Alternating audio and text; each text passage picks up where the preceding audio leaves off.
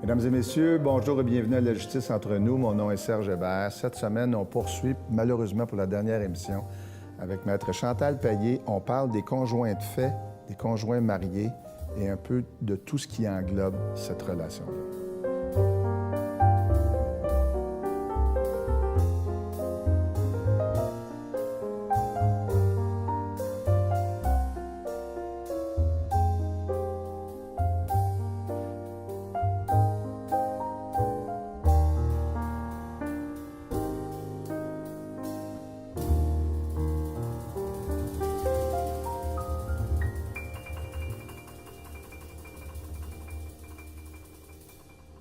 Maître Payet, bonjour et bienvenue. Bonjour. Déjà la dernière émission avec vous. Vous allez revenir dans le courant de l'année, je suis certain, on vous trouvera des choses là, spécifiquement avec pour plaisir. vous. Maître Payet, aujourd'hui, on parle d'un sujet qui peut être à la fois vaste ou rapide. Ben, aujourd'hui, il ne faut pas que ça soit trop rapide, mais juste assez. Alors, je vais vous parler un peu des... si c'est encore nécessaire, s'il y a encore des gens qui n'ont pas, j'allais dire, compris ou saisi la nuance. La plus grande différence qu'il y aurait, je sais qu'on a effleuré le sujet au cours des dernières semaines, là, mais la principale différence entre les gens conjoints de fait, là, non mariés, qui vivent ensemble, qui possèdent des biens, puis les gens mariés avec la protection que la loi leur accorde. Qu'est-ce qu'on pourrait dire? La différence, c'est le mariage. La cérémonie. La cérémonie. Oui. Non, sérieusement, c'est vraiment la question de la pension alimentaire entre conjoints que je pourrais dire. Vous savez, juste hier, il y a quelqu'un, une nouvelle cliente qui est arrivée au bureau et qui disait qu'elle voulait se séparer. La première question que je pose maintenant... Êtes-vous marié? C'est ça. Êtes-vous marié? Parce qu'ils écrivent séparation. Je viens pour une séparation, mais dans le fond, êtes-vous marié? Parce que le point le plus important, ça va être de savoir est-ce que cette personne va avoir droit à une pension alimentaire pour elle-même. On ne parle pas des enfants parce que cette question-là, on a dit les enfants sont tous égaux. Que les parents soient mariés ou non mariés, les enfants vont avoir les mêmes droits. Oui, parce que c'est basé sur la filiation. Là. C'est nos enfants, peu Exact. importe là, la relation. On veut que les enfants soient tous égaux, peu importe que leurs parents soient mariés ou non. Mais pour la pension alimentaire entre conjoints, c'est complètement différent. Des conjoints non mariés, on va les considérer vraiment comme des partenaires d'affaires. Ils pourraient, par contre, décider, dans un contrat de rupture éventuelle, ils pourraient ensemble convenir que oui, il y aura une pension alimentaire qui va être versée à ce moment-là, basée sur telle façon de faire ou non, ou déterminer d'avance un montant que la personne pourra obtenir. Mais ça va se faire par contrat entre eux, comme s'ils étaient des partenaires d'affaires, et non disons, en vertu de la loi. Disons-le, ça ne doit pas être très, très fréquent. C'est très peu fréquent, que... mais c'est possible.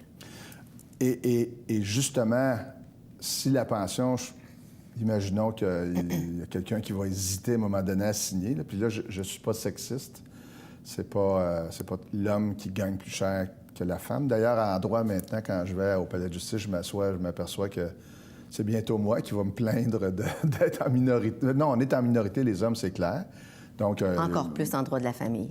Oui, encore plus en droit de la famille. Oui. Puis de façon générale, les universités sont plus fréquentées par des femmes. Bref, oui. ce qui vient de notre société, ce qui vient de notre, j'allais dire, patriarcale, matriarcale, mais ce qui vient de notre société du passé, là, c'est de moins en moins vrai. Non, on va voir de plus en plus des couples où la femme va avoir un meilleur salaire que l'homme. Là. C'est de plus en plus fréquent. Ça, on va en parler pour les gens mariés. Donc, les gens non mariés, sauf la question de la pension des enfants, il n'y a pas de relation entre ça.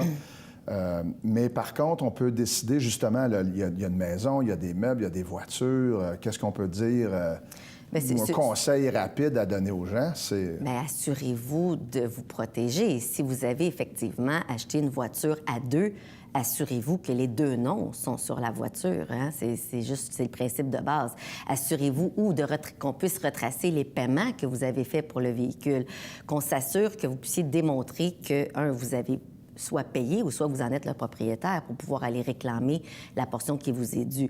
Mais on va parler vraiment encore là de protection de type d'affaires avec un partenaire d'affaires. Si je me mets en affaires avec vous pour acheter un dépanneur, je vais m'assurer que mon nom apparaisse sur les papiers légaux et que j'y suis à titre de propriétaire. Donc, on a une relation contractuelle, entre les contrats.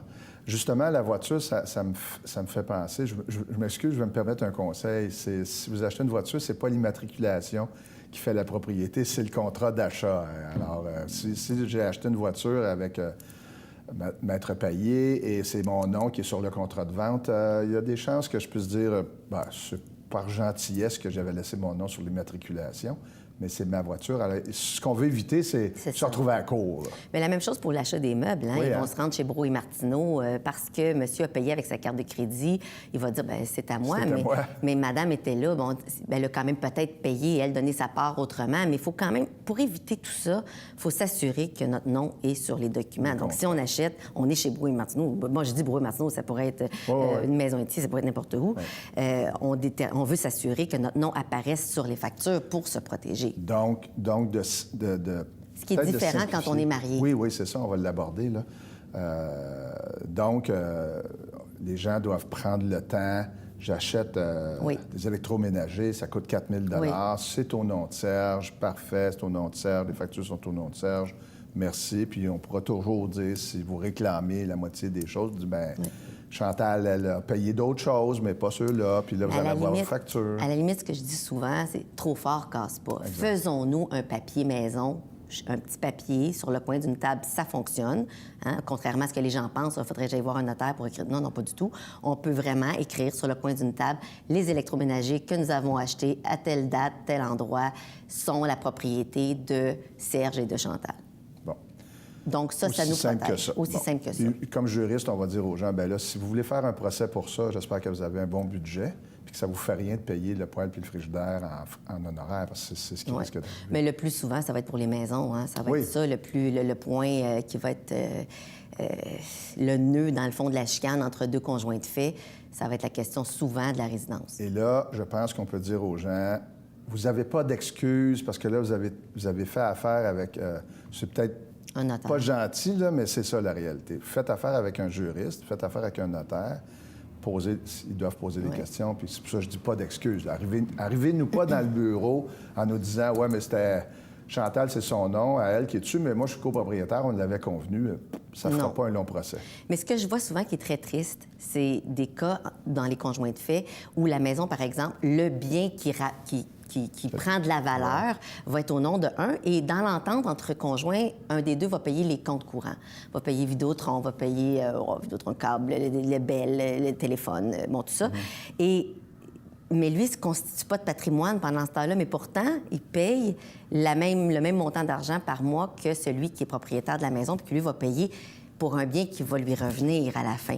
Donc, faites attention à ce genre d'entente quand on est conjoint de fait. Là, il faut s'assurer qu'on est protégé. Donc, si je paye les comptes, si je veux que ça soit considéré comme étant la moitié de l'hypothèque, écrivons-le. Okay. Disons-le, écrivons-le. Signons un petit document encore ensemble pour dire, malgré que monsieur est copropriétaire, le fait que je paye les comptes, ça équivaut à tant de paiements sur la maison, par exemple. Toutes sortes d'ententes peuvent être possibles en autant que ce soit écrit et que ce soit entendu. Mais on ne pourra pas dire après, oui, mais moi, je payais tous les comptes, donc j'ai le droit à la moitié de la maison. Non.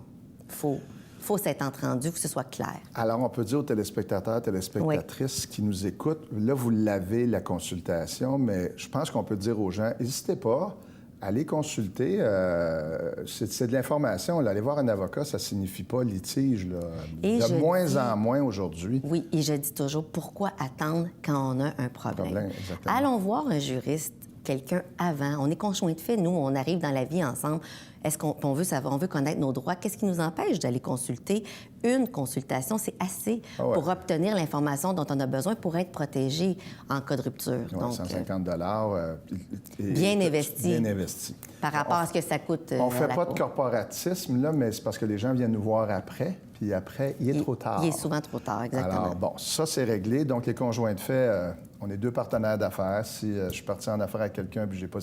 Si la compagnie appartient à Joe, puis Serge n'a pas pensé, bien, c'est dommage, puis il ne pourra pas s'en plaindre. Bon. Il y a quand même des petites particularités que j'aimerais souligner. C'est aussi possible pour des conjoints de fait de s'entendre à partager les gains inscrits à la Régie des rentes du Québec, par exemple, en autant que les deux, c'est pas juste réservé aux gens mariés, en autant que les deux soient d'accord. Et c'est aussi possible d'avoir une partie du fonds de pension de son ex-conjoint de fait, non marié.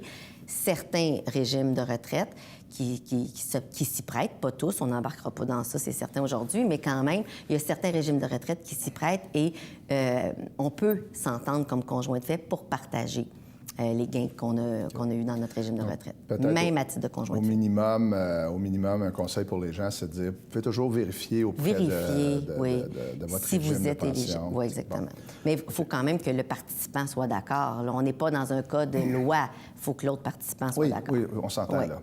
Et finalement, une chose, là, parce que je pense que c'est important de l'aborder, mais qui fera l'objet d'une autre émission, mais également, faire un testament, là. Qu'est-ce qui arrive? Parce que la loi prévoit pas que le conjoint de fait hérite automatiquement s'il n'y a pas de testament. C'est plutôt la famille, les enfants. Et les règles de dévolution légale de la succession. Un cas probablement très, très, très, très dramatique. Un auteur, monsieur qui est décédé, un Européen, là, puis ceux qui ont vu les films, la fille qui aimait trop les allumettes ou un truc comme ça, là, les Millennium, oui, exactement, Millennium, merci des gens de l'équipe technique, Millennium. Oui. Le couple ont vécu ensemble 35 ans, n'étaient pas mariés, il est mort, pas de testament, bien triste, mais ce qu'il ne savait pas, parce qu'il est mort 3 semaines après avoir remis ses projets de livre à la maison d'édition, bien, c'est son frère et son père qui ont vécu. Je ne critique pas le frère et le père, mais ils n'ont pas donné d'argent à la conjointe. Alors, important, pour moi, c'est le meilleur exemple. On parle de millions et de millions de dollars, et elle n'aura droit à rien malgré ses 35 ans de vie commune. Bien, ça serait la même chose ici au Québec. Alors, prévoir un testament si vous vivez en conjoint de fait. Bon, maintenant, j'aimerais qu'on parle un peu des pensions alimentaires. On a parlé là, pour les pensions alimentaires, mais... entre conjoints de fait et entre gens mariés, c'est autre chose. Conjoint de fait, il n'y en a pas, on vient de le dire. Oui. Attention, préparer des contrats. Maintenant, conjoint marié, sans entrer dans les régimes matrimoniaux, etc. Moi, est-ce que je peux dire, ben là, à travail, puis qu'elle s'arrange ou qu'il s'arrange? Je ne veux pas être sexiste. Qui s'arrange avec sa pension alimentaire, moi, je n'ai pas d'affaires à payer. Vous parlez dans le cas des gens mariés? De gens mariés. Dans le cas on est en séparation de biens, on a la maison, c'est aux deux noms, c'est beau, moi, je n'ai pas d'affaires à payer, elle va avoir la moitié de la maison, il va avoir la moitié de la maison. Bon, je ne paye pas de pension. Ça serait comme ça ou... Non, mais là, la personne qui est en besoin, comme j'ai déjà expliqué, c'est les besoins versus la capacité de payer. Évidemment, si les deux font le même salaire, on peut penser qu'il n'y aura pas de pension alimentaire entre conjoints. Là, la pension alimentaire entre conjoints passe après la pension alimentaire pour enfants. Hein. C'est prioritaire. On doit d'abord déterminer la pension alimentaire pour les enfants et ensuite, on va regarder si un des deux époux peut avoir droit à une pension alimentaire pour lui-même, pour ses propres besoins. Donc, je comprends bien, on va d'abord déterminer la pension alimentaire pour les enfants et ensuite, on va évaluer la capacité du conjoint. Payeur. Celui qui a le plus en de fonction salaire. Aussi, j'imagine, de la pension. Là. Ça devient un tout, là. Oui. Mais c'est les enfants qui priment. Oui. La pension alimentaire pour enfants, elle n'est non imposable et non déductible pour le parent. C'est important de le mentionner. C'est important, alors que la pension alimentaire entre conjoints, elle est imposable et déductible pour le parent qui la paye. Donc, ce qu'on va regarder, c'est l'impact fiscal qui va en résulter du montant de la pension alimentaire qui va être fixé entre conjoints. Parce que le payeur qui paye, par exemple, 1 200 $ par mois de pension alimentaire, cette pension ne pourrait lui coûter que 800 par mois et non 1 200 en ayant considéré l'impact fiscal. Oui, parce qu'il déduit. Là, il l'a déduit, exactement. Il va avoir un retour d'impôt. Ça, je dois dire par expérience que les gens, on a beau dire aux gens, c'est pas 1200. Oui, c'est vrai que ça va commencer. Il va falloir que je paye 1200, puis à un moment donné, oui, à chaque mois, c'est 1200 qui va sortir. Mais en fin d'année, alors on dit aux gens, non, mais c'est 1200 brut, mais en fin d'année, là, maintenant, l'informatique nous permet pas mal de calculer ce que ça va représenter. Avant, on le faisait, prêtez-moi l'expression, sur la gueule. On disait, tu payes une pension de 100 $ par semaine. En réalité, elle va t'en coûter 60. On regardait les taux d'imposition, tout ça. Mais là, maintenant, on a des logiciels. Les gens s'obstinent à dire, non, ça me coûte 100. Non, c'est pas vrai, ça coûte. La pension alimentaire, c'est la nette qu'on considère. Puis moi, je dis, Maintenant, l'informatique nous permet là, de...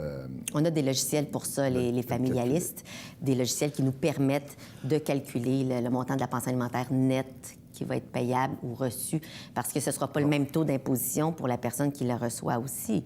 Elle va devoir payer de l'impôt, mais pas nécessairement au même taux d'imposition que le payeur. D'accord. Oui, c'est important. Oui, c'est important de mentionner, parce que ça aussi, là, c'est celui ou celle qui la reçoit.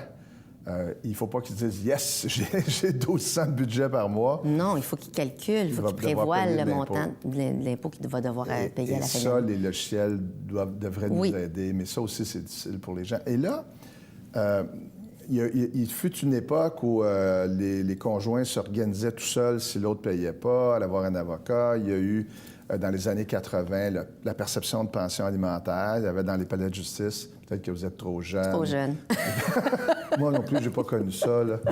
Mais non, blague à part. Donc, ça, il est allé voir un percepteur. Bon, et finalement, aujourd'hui, ce n'est plus comme ça, là. Il y a un service... Non, depuis le mois de décembre 1995, il y a la loi qui facilite le paiement des pensions alimentaires. Hein. C'est depuis oui, décembre 95. Parce que moi, j'ai de bons clients et tout le monde paye leur pension, puis il n'y a pas de problème. Il n'y a personne qui fait des problèmes comme ça. Bon, c'est la loi qui facilite le paiement des pensions alimentaires qui s'applique, et c'est eux qui ont la juridiction, la tâche, la responsabilité de percevoir la pension alimentaire et de la distribuer. Si moi, je suis salarié, je peux être aussi à mon compte, là, mais si je suis salarié, est-ce que ça, c'est prélevé à même mon salaire chez l'employeur? Oui, on en a parlé aussi un petit peu brièvement. On a peut-être abordé ce sujet trop rapidement. Ouais. Non, mais oui, le salarié on va déduire de son salaire et on va demander à l'employeur de prélever le montant de la pension alimentaire sur sa paye carrément, là, et l'envoyer à la direction des pensions alimentaires. Parce que l'employeur, s'il ne fait pas, il est imputable. Il est responsable. Il va payer la pension. Il peut lui-même être tenu de payer la pension alimentaire. Donc, les employeurs collaborent habituellement. Donc, fini cette époque où, à l'époque, surtout, c'était beaucoup des femmes, donc ils se retrouvaient dans le besoin, ils ne payaient pas la pension. C'est-à-dire que ce qu'on a voulu éviter, c'est que la femme soit obligée de demander, elle a quémander sa pension alimentaire au moment de l'échange de l'enfant. Tu veux-tu me donner ma pension alimentaire, s'il te plaît, je t'en supplie. Et les pères qui disent « Ah là, j'ai pas d'argent », ou la mère disait « Bon, peu importe, j'ai pas d'argent là ce mois-ci, t'attendras le mois d'après ». On voulait éviter ça. De toute façon, ça diminue les tensions de beaucoup, hein, on l'observe. Quand c'est le gouvernement qui gère la question de la pension alimentaire et qu'on n'a plus à aborder ça entre les ex-parents, ex-époux ou ex-conjoints de fait, peu importe, qui ont une pension alimentaire à payer, on n'a plus à gérer cet élément-là. On enlève un stress entre les deux. Je pense que cet organisme-là n'est pas en lien avec le ministère du Revenu, parce que c'est un peu une blague, hein? On dit aux gens, puis dites-vous que c'est le ministère du Revenu qui va vous percevoir, ça règle les questions. Oui, on va même percevoir pour les mauvais payeurs, sûrement. On va percevoir par accaparement fiscaux, donc on va prendre leur remboursement d'impôts, on va percevoir leur crédit de on fait des blagues, mais c'est une bonne chose, parce qu'il y a des gens, quand tu dois recevoir une pension alimentaire et tu ne la reçois pas, moi, j'ai souvent des cas où ce sont les seuls revenus de mes clients, le revenu de pension alimentaire. Par exemple, une mère qui a 4 enfants, elle ne sera pas admissible à l'aide sociale, mais le seul revenu qu'elle va avoir, c'est la pension alimentaire pour enfants. Donc, elle dépend vraiment du système, dans le fond, de perception des pensions alimentaires. Est-ce qu'on entend encore ça, des gens qui disent qu'elle soit ou qu'il soit, je veux que les gens comprennent. Oui, on je est parle vraiment pas toujours des femmes, là. Non. C'est une autre époque, là. Je suis peut-être d'une autre époque. Mais il y en a qui doivent dire, ben là, c'est l'aide sociale, pas d'affaires à payer, le gouvernement a payé pour elle. Ça, c'est pas un bon... Non, vraiment. L'aide sociale, c'est une aide de dernier recours, vraiment. Donc, et de toute façon, c'est une obligation. Quand on reçoit, on est prestataire d'aide sociale, on a l'obligation de faire une demande de pension alimentaire. C'est d'ordre public. C'est prévu à la loi, de toute façon. Et là, que ce soit des conjoints de fait ou des gens mariés, cet aspect-là, d'obligation si quelqu'un est sur l'aide sociale... Oui, ils ont même le pouvoir de nous couper les prestations si on n'entreprend pas le recours. En pension alimentaire. On ne peut pas non plus refuser une pension alimentaire parce que c'est d'ordre public. Pension alimentaire pour enfants, je parle. Oui, donc renoncer... Mais même pour soi-même, quand on est une conjointe et qu'on est bénéficiaire, on reçoit des prestations d'aide sociale, on ne peut pas non plus refuser une pension alimentaire pour soi-même. Non, parce que là, c'est l'État qui va assumer la responsabilité du conjoint. Exactement. Je reviens à nos... Je vous ai amené sur un autre terrain. Là, je reviens à notre couple. Là. Donc, on a évalué, chacun prépare un document, j'imagine, pour Oui. Établir ses besoins. On appelle ça un état de revenus et dépenses. On va indiquer nos revenus et on va indiquer toutes nos dépenses. Qu'on a le loyer, l'épicerie, les paiements de voiture, et tout.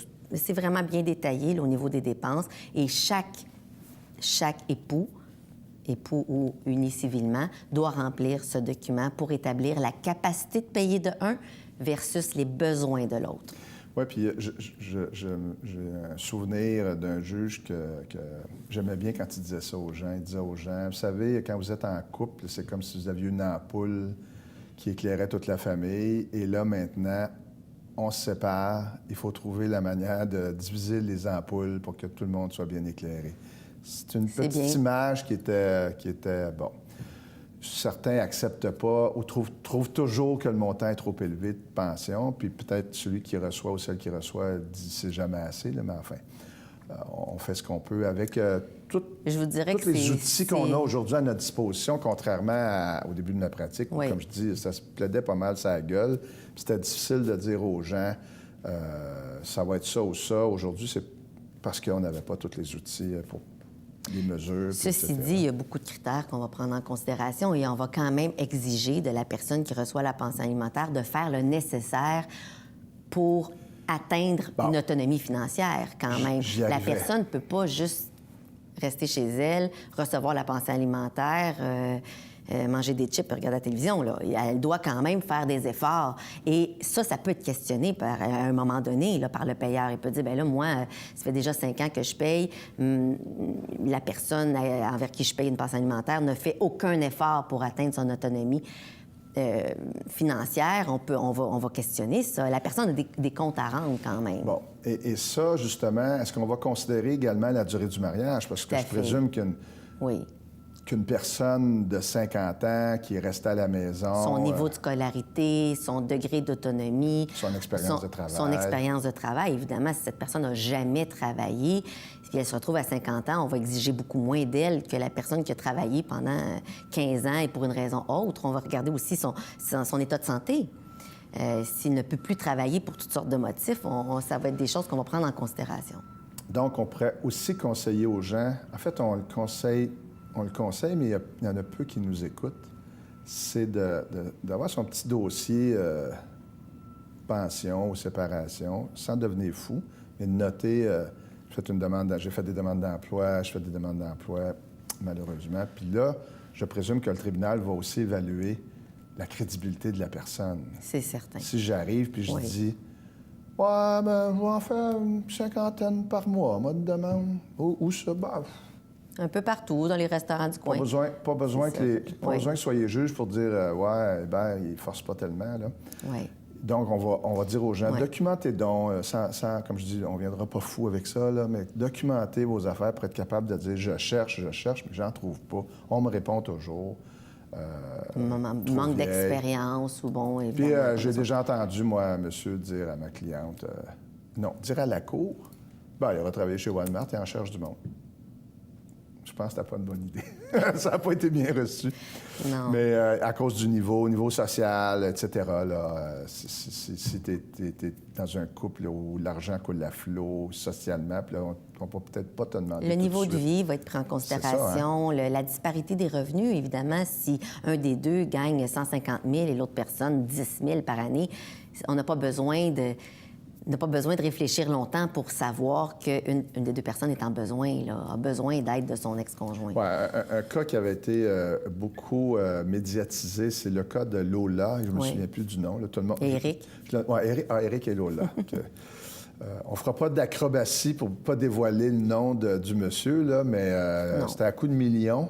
Oui. Parce que le monsieur en question était très, très riche. Oui. Alors, la dame pouvait dire, la mère des enfants, pouvait dire, d'ailleurs qu'elle n'a pas eu, parce qu'elle n'était pas mariée aux autres. Elle demandait, dans le fond, elle disait que c'était discriminatoire, l'application de la loi envers les conjoints non mariés, parce qu'on n'avait pas le droit de pension alimentaire. Et ça s'est rendu jusqu'à la Cour suprême, et la Cour suprême a dit non. Si vous faites le choix de ne pas vous marier, vous n'êtes pas mariés et vous n'avez pas d'obligation alimentaire un envers l'autre. Encore une fois, ça, c'est important, c'est un envers l'autre. Oui. C'est toujours Oui, pas par rapport aux enfants. Donc, dans ce cas-là, je me souviens pas comment ça a fini, mais je me souviens qu'il payait une pension Une très grande pension. très élevée. Pour mais les enfants. Milliardaire. Pour les enfants, mais pour madame, pas de pension. Bon. Alors, donc, on le rappelle, c'est un choix que les gens font. On se marie ici, pas. au Québec. Ben, c'est ça. On se marie pas. Il y a un impact sur tout. Oui. Maintenant, on a établi la pension. Peut-être en terminant, on a abordé rapidement les partages. Là, il faudra déterminer, puis on n'a pas beaucoup de temps, juste pour dire, il y a le partage du patrimoine familial qui pourra faire...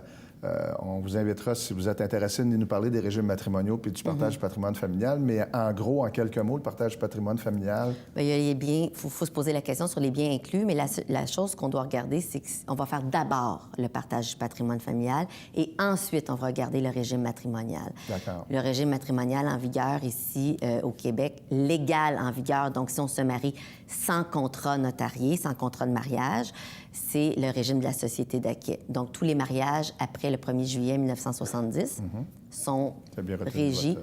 vos dates. Oui, régis par la société d'acquit.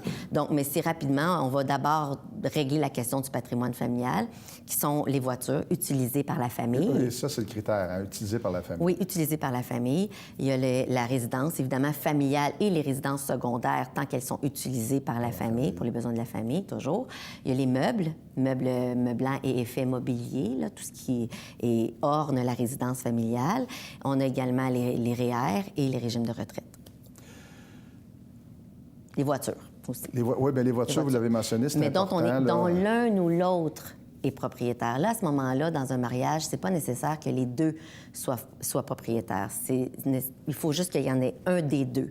Donc, on va exclure, par exemple, le véhicule loué, parce que le véhicule loué n'est pas la propriété de l'un ou l'autre des conjoints. Ou peut-être, mais là, je ne veux pas rentrer dans le détail, c'est ça, le véhicule de la compagnie dont j'ai l'utilité, on ne fera pas de partage pour ça. Là. Non. Mais là, on parle de monsieur, madame, tout le monde, pas Oui. des gens qui sont en affaires, qui bénéficient de certains avantages. Certains avantages, là, qu'on pourrait même Donc, contester. il va rester, là, en cas de séparation, de divorce, on a réglé la question de la garde, la question des pensions pour les enfants, pour les conjoints. Alors, il reste maintenant, il restera à vous, si vous acceptez, de revenir nous parler du partage du patrimoine familial, régimes matrimoniaux et ce que ça en court. Là, on est rendu à la fin. On essaiera de trouver une façon qui n'endormiront pas nos téléspectateurs. C'est technique, mais... Parce que c'est technique, oui. C'est technique, c'est Mais très avec technique. Mais je vous dirais que dans le passé, on a déjà utilisé un tableau, là, puis ça avait été quand même assez... on essaie de rendre ça intéressant, pas que les gens changent de chaîne. Mais je pense que c'est intéressant que vous sachiez ce qui vous reste. Alors, Maître Payé, je vous remercie beaucoup d'avoir accepté mon invitation. Je vous remercie beaucoup pour les 4 semaines que vous nous avez données. Le plaisir était pour moi. Et on vous invite à revenir. Mesdames et messieurs, je vous souhaite une bonne fin de journée et revenez-nous pour une prochaine émission de La Justice entre nous.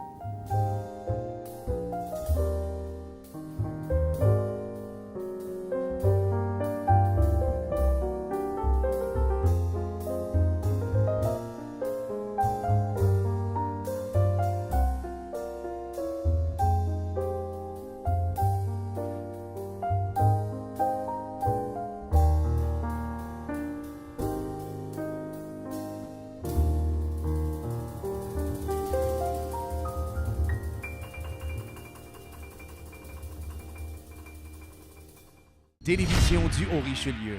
Notre région, votre télévision.